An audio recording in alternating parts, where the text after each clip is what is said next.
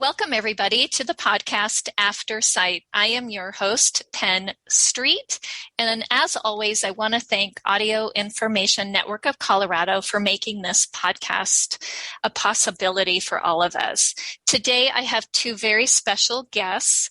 They come all the way from Michigan, all the way to South America, and they are Tracy Anderson and Julie Melton. Welcome to the podcast, Tracy and Julie. Thank you very much. Thank you. Thank you. Well, tell us a little bit about yourselves. I know that music is a huge part of your life, and could you share with us how that got started and how your vision loss played into that? Okay, this is Julie, and I'll go. I was born in Greenville, Michigan, which is near Grand Rapids, and I was born blind. I had a disorder in which and still have it actually, which there's only a little bit of pigment in each of my retinas. So I can see light out of my left eye. Sometimes I can see very fleeting images, but mostly it's just light perception. And when I was a very small child, I began to go to a preschool on the other side of Grand Rapids. So it was about an hour from my house. And my mom was trying to figure out how to entertain me for that a 2.5-year-old girl for that length of time. One of the things that worked the best was that she would sing with me. And through those times, she discovered that I had a very clear voice. And I also discovered that I liked to sing. So I began singing in church when I was about 3. And when I was 5 years old, our pastor suggested that my parents audition me for a program called Children's Bible Hour. And finally, my parents decided to take me over there. And I did the audition, and I was accepted onto the program. And I sang on there for about 10 years. Wow. It gave me a lot of good experiences singing for people, and we traveled around to several different states. So I had experiences traveling and, getting along with the other kids and things like that really taught me a lot and gave me a desire to sing for other people and do music for other people. Meantime, I began taking piano lessons at age 10. And when I was in college, I studied classical organ. I was a music minor. With a major in social work. And through all of that, I did music in churches. I participated in some dramas, some plays in different ways. Wow. And just participated in music wherever I could find a way to do that. Because I've always loved not only music, but the way that it brings people together and the way that it helps people. That's wonderful. And then I moved to Colorado in 95 to go to the Center for the Blind out here, and eventually met Tracy, and we began making music together. That's great. And it sounds like your birds in the background also enjoy singing. They do, of course. We have 2 cockatiels and a conure. They're they sound beautiful. They do enjoy music, and they are pretty birds. That's great. Tracy, what about you? How did you make your way from South America all the way to Colorado? Mine is a long story. Well, it started about 63 years ago. That's how old I am. Okay. And in theory, I was born-sighted. And I said that because I really don't know. I was abandoned by my parents when I was months old. And apparently I was very sick and I suffered meningitis, and that's what caused my octave nerve to atrophy. So that's why I'm blind. I don't have any,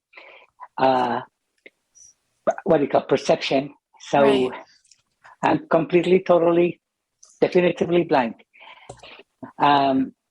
Music is part of me, really. I grew up with music.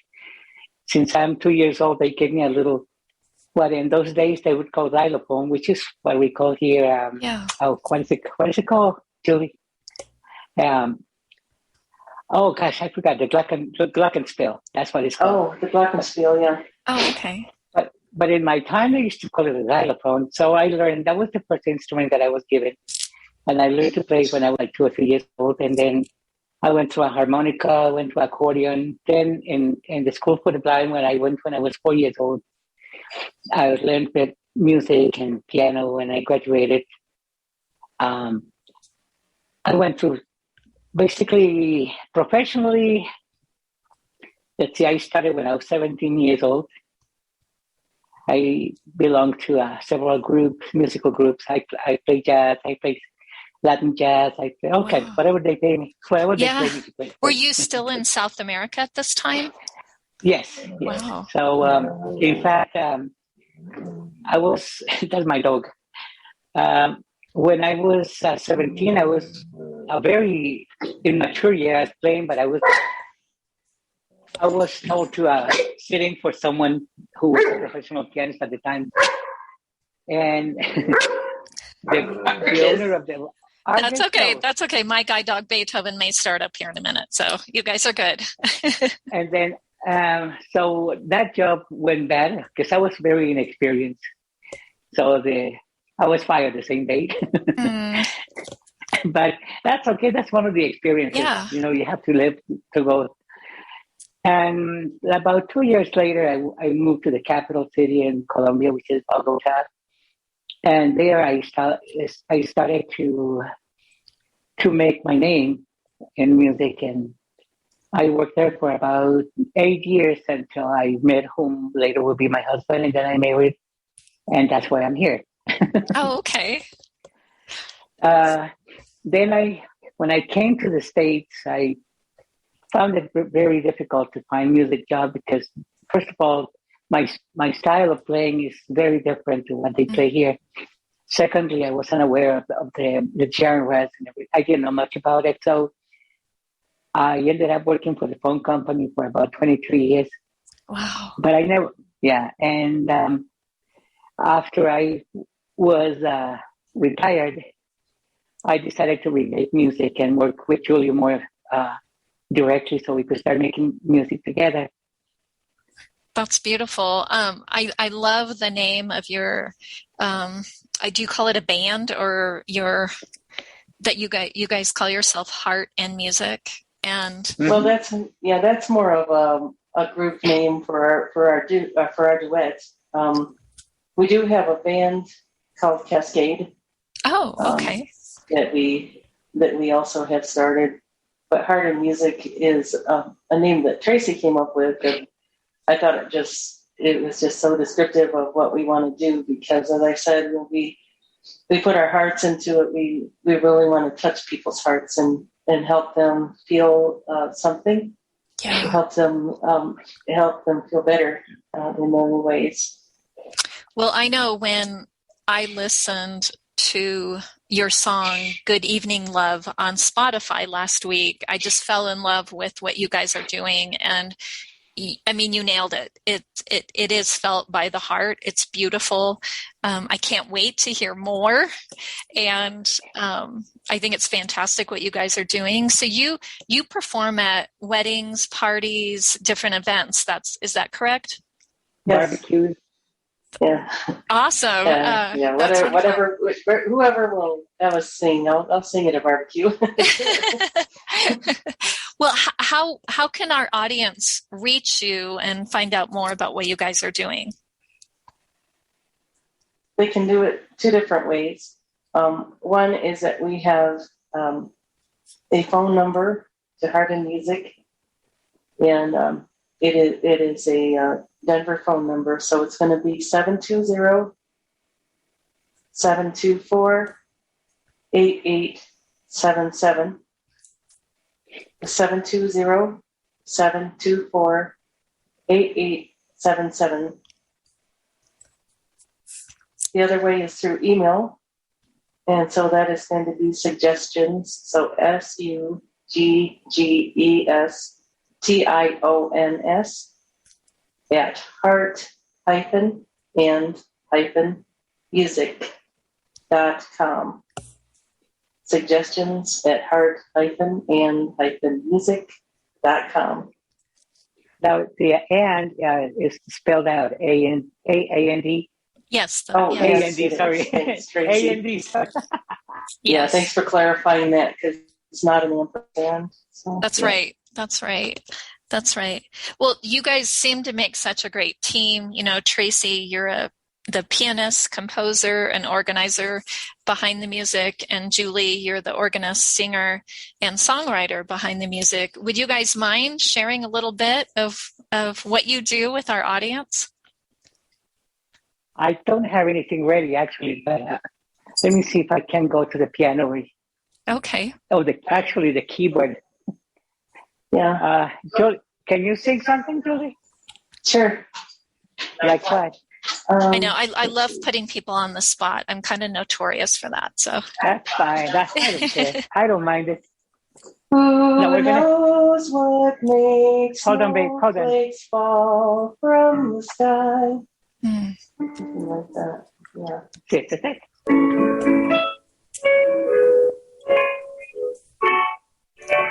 The sky.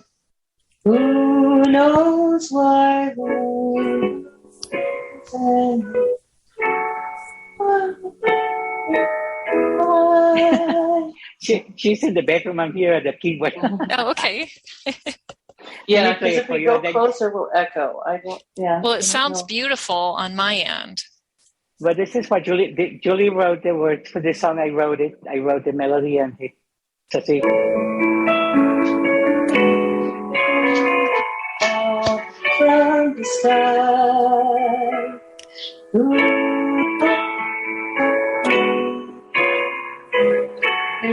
We're high.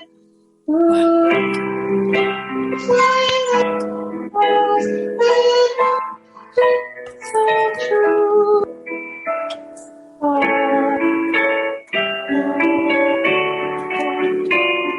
That I love you. That's just a sample. That is Yes. beautiful. And Julie, you mentioned that you guys are working on a CD, producing a CD. Yes. For the last 20 years. Yeah, Oh. for the last 20 years. Well, we're both working on producing CDs because I write Christian contemporary music, and that would be my CD that I'm working on. And then Tracy composes a lot of instrumental music, and she has been wanting to put a CD together of some of the things that she wrote that are, just instrumental music that she's written over the years. Just very expressive stuff and good stuff too. So, yeah. Well, that's we great. have a lot of. I always say that we don't have sight, but we have vision, because we have this vision, a lot of vision about what we want to do. That's beautiful. So if people emailed you, what do you put them on like a list so that when your CDs do come out, that you will share that with the people who email you that they're interested? Of course. Wonderful. Yes. Wonderful. Yeah. Wonderful. Yes, we would. Yeah. What I can do, Penny, is That's okay. to send you a couple of recordings that we've done, and if you want to include it in the podcast, that's fine. But Wonderful. I don't think it's gonna. Yeah, because I would think it would work out. It would work out to do it this way. Yeah. Absolutely. The problem is here that we have some delay in the Zoom. Yeah. Right.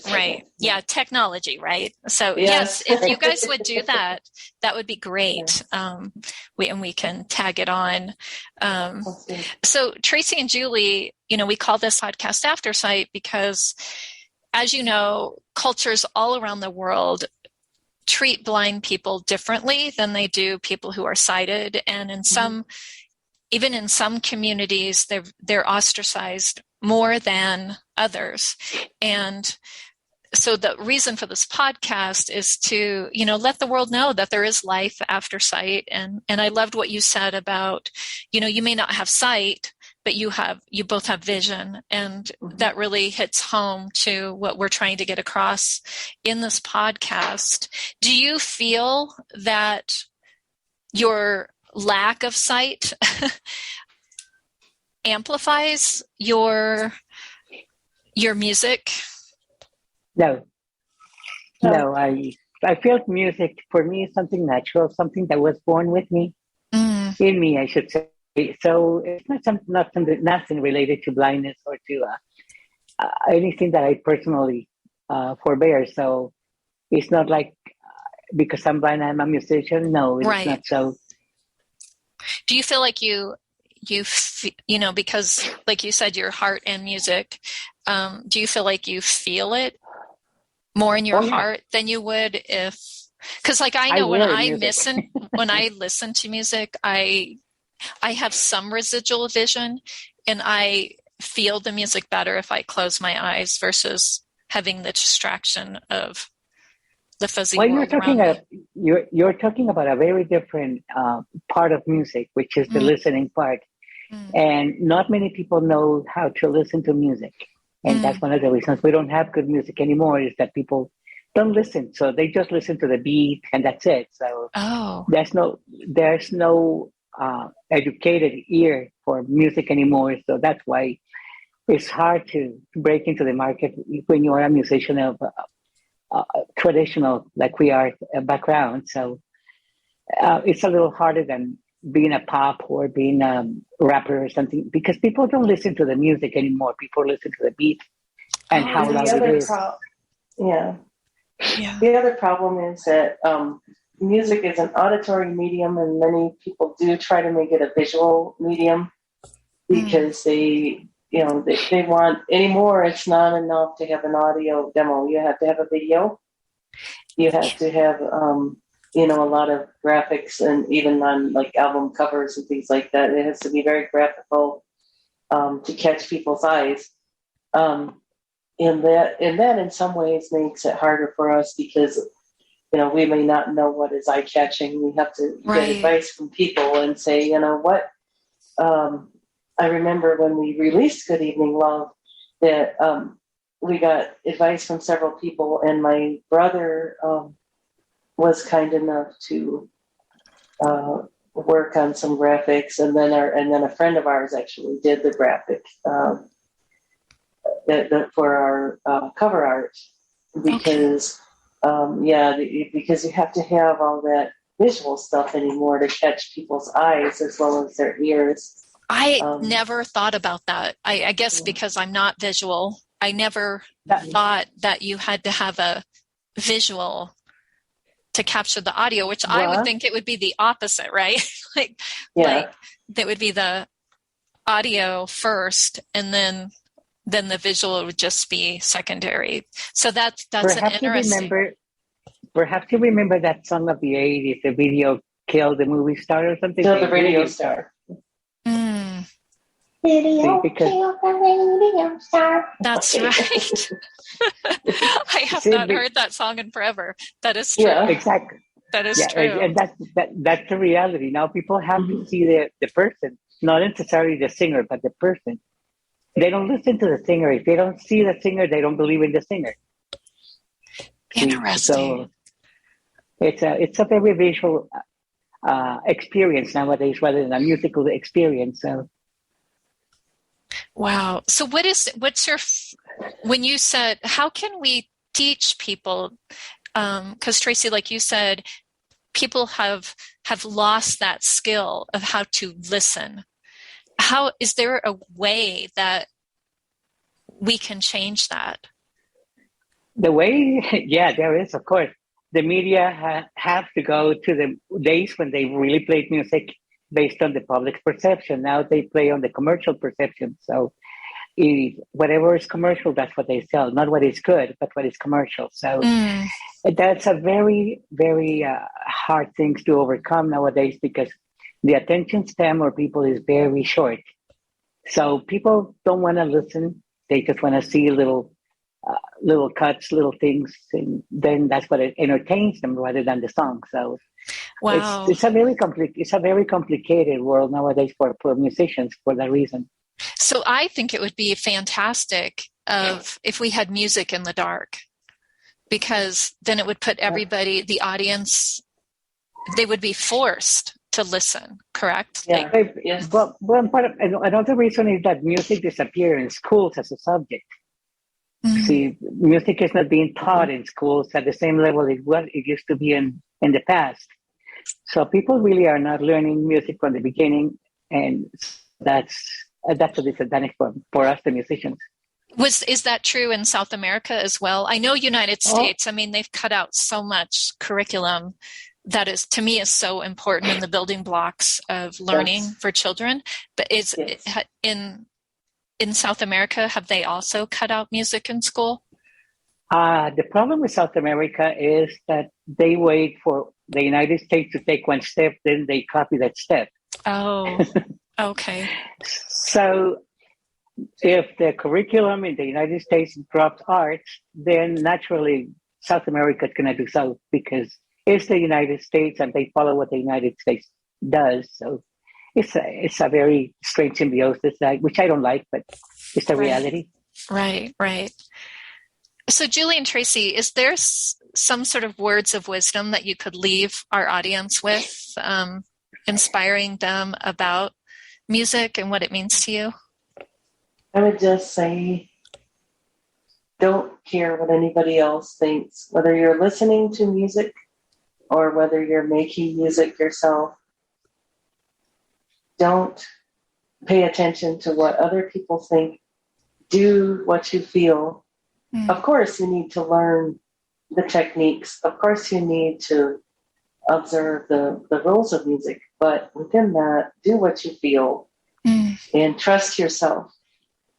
And that will take you farther than anything else. That's beautiful. I'll tell you what I tell all my students. If you don't like what you're doing, people won't. So you have to play the way you like it, what you feel is your personality.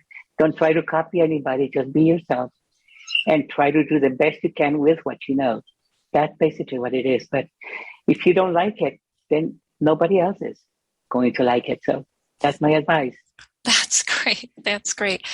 Well, Tracy and Julie, thank you so much for being on the podcast. And I look forward to hearing lots more from you.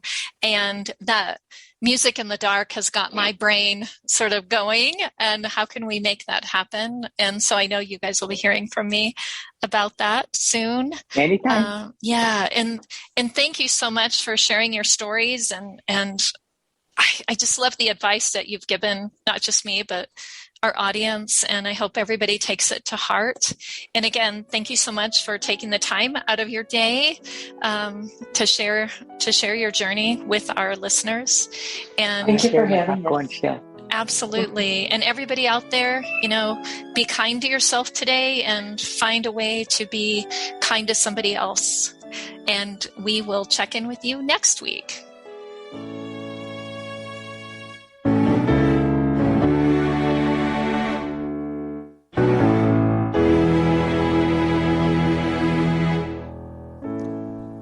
If a family has clothes to wear, if they have water and heat,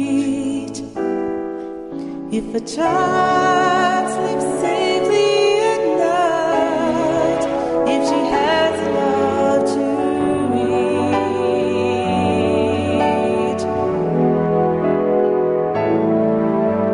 eat, if there is instead of violence and fear, where there's conflict, things become more clear. That's when you make a difference in the little things you do, the little things you say, when it seems nobody knows. I can tell you that it shows, each in your own special way. You make a difference every day.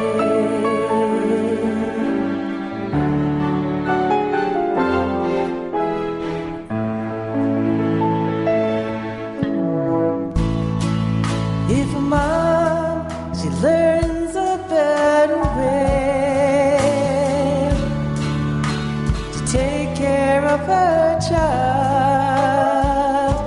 And if that child learns he is unique and somebody who's worthwhile,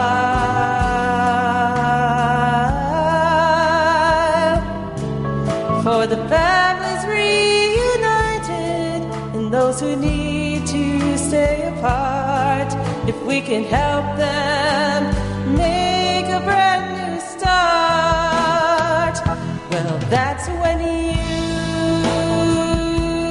make a difference in the little things you do, the little things you say, when it seems nobody knows. Well, I can tell you that it shows, each in your own special way. You make a difference every day.